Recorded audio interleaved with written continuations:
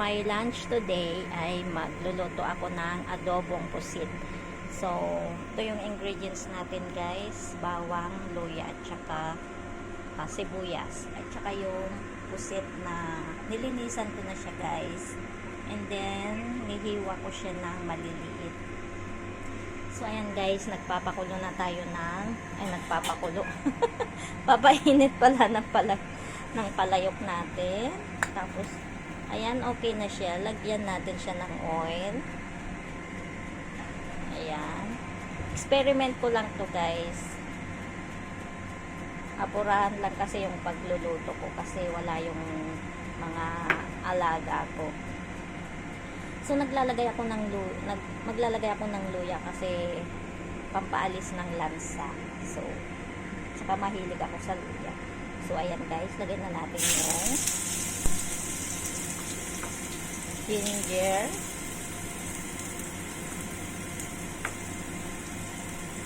ginger, saka bawang, lahat na. Ayan. Sabay-sabay na yan. Ayan, gisa lang natin to.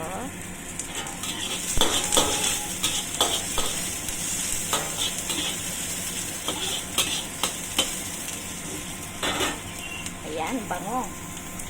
Smells so good.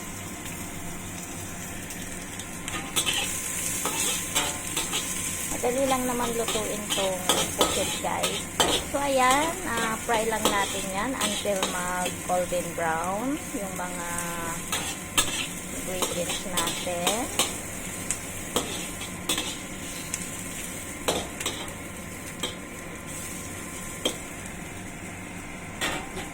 So ayan guys. Wait natin na mag golden brown. So okay na siya, golden brown na siya guys. So ilalagay na natin yung pusit. Yan.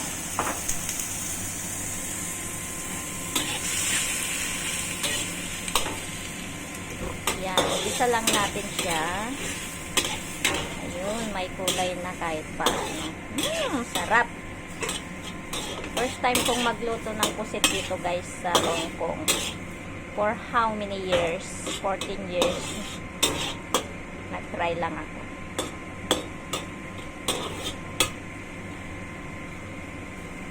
So, ayan guys, lalagyan natin.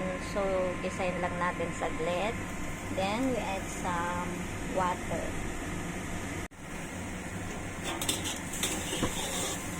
Ang bango! So, ayan guys, maglagay tayo ng tubig. Ayan. Wala akong guys. Wala akong naubos yung magic sarap ko.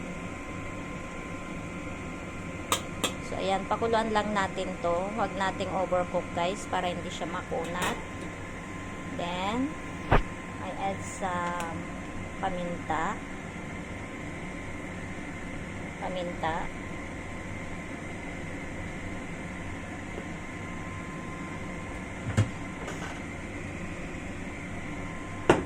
Then we add some soya sauce.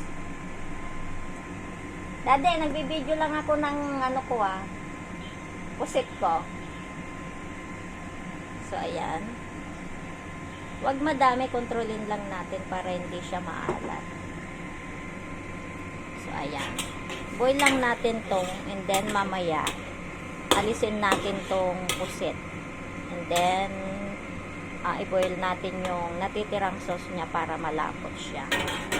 So, we boil for maybe 3 minutes. So, now is 12:47. Ayan. So, mamaya na lang guys. Ayan, nakulo na siya guys. So, 1 minute more.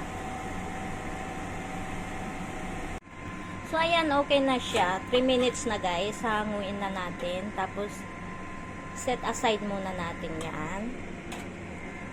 At luluto ay ibuboil ulit natin yung sauce niya hanggang maging siya, malapot siya guys. So, ayan. Then, mag-a-add na rin ako mamaya ng suka.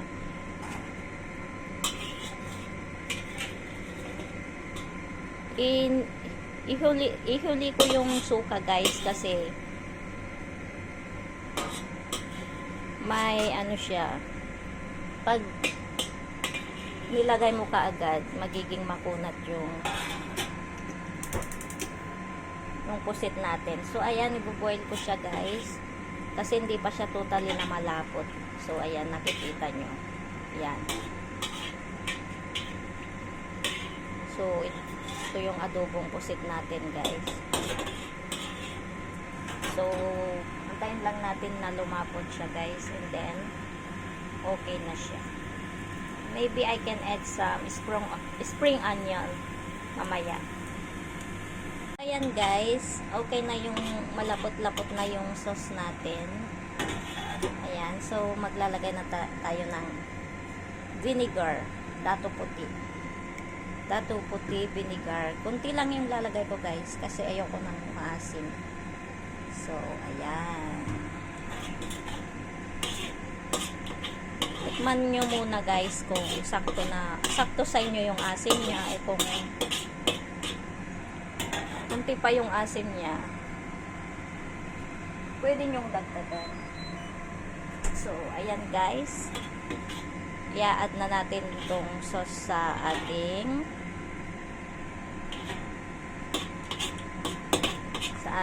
nilutong pusit. So, okay na yan, guys. Hindi na natin ihahalin. So, ganyan lang kasimple yung pagluluto ng pusit, guys. Isang way para pagluto ng pusit. Adobong pusit. So, ayan na siya, guys. Ayan. So, i-ready na natin.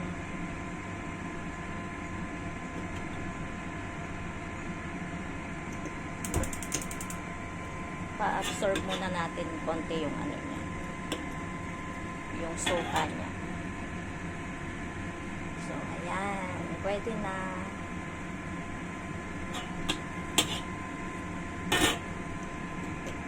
So, guys, ito na yung ating finished product ng ating adobong pusit. So, ayan, guys, lagyan natin ng pang-garnish niya sa sa top. Ayan. Oh, diba? Looks like, yummy. Pero yummy naman siya, kahit na.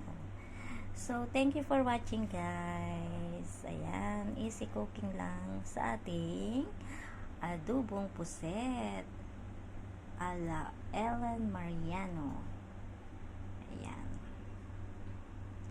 Ang ano niya, guys, napaka lambot niya. So, wag nating i-overcook siya, guys. So, tignan nyo naman yan. Ayan. Gutom na ba kayo? Ako gutom na. Kaya nagluto na ako kaagad. So, ayan, guys. Kain na tayo.